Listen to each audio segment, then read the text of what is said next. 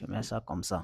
Donc, vous voyez que dans la première partie, la réaction était confondue, n'est-ce pas, à l'axe Y. Mais dans la deuxième partie, vu qu'il y a les frottements, la réaction n'est plus confondue à l'axe Y. La réaction va se décomposer en deux forces.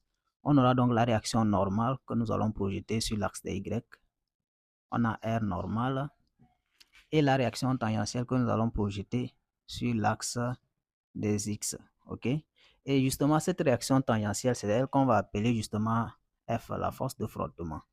Donc, ici, R, la réaction, ça fait la réaction normale plus les forces de frottement.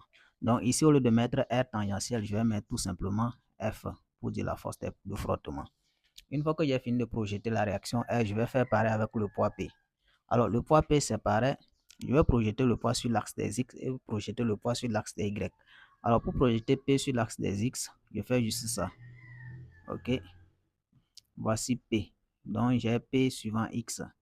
Et je viens projeter P suivant Y là. Ici, j'ai P suivant Y. Alors, une fois que c'est fait, je vais maintenant aller repérer l'angle alpha. Dans la première partie, j'ai montré comment on trouvait l'angle alpha avec les angles alternes internes.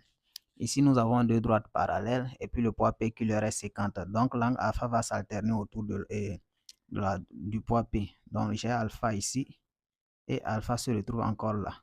OK? Une fois qu'on a fini de faire la projection de nos différentes forces, on peut maintenant appliquer le TCI, c'est le théorème du centre d'inertie.